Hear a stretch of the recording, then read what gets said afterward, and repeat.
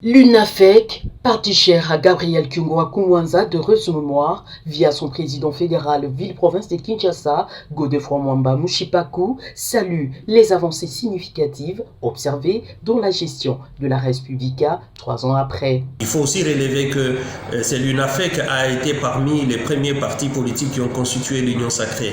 Et à ce jour, je me dis que le choix que nous avions fait à l'UNAFEC, moi aussi en tant que membre du directoire national, était juste et qu'il y a de quoi se réjouir 3 ans après. Nous devons reconnaître que l'évolution politique et économique a fait que, avec l'état des droits, l'argent, l'économie est en train de progresser pour permettre à ce qu'on puisse s'occuper du social.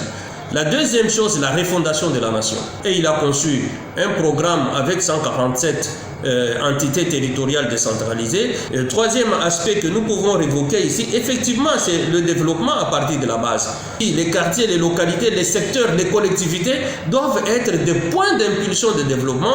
La gratuité de l'enseignement. C'est vrai qu'aujourd'hui, les gens peuvent avoir à redire sur la gratuité de l'enseignement, mais nous avons vu comment est-ce que les écoles sont en train aujourd'hui de faire le plein, parce que même la population qui ne savait pas supporter les frais scolaires des enfants, aujourd'hui ils ont envoyé les enfants à l'école.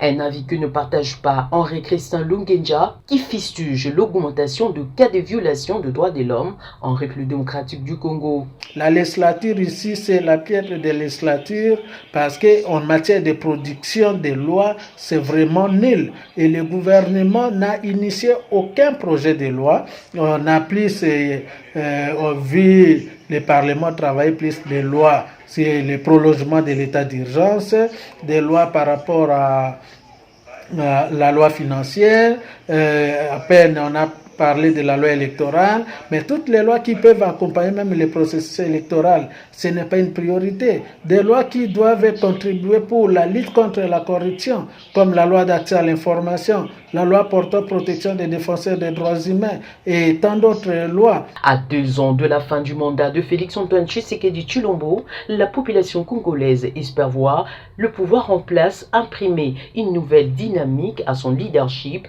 afin de remettre le pays sur le rampe du développement.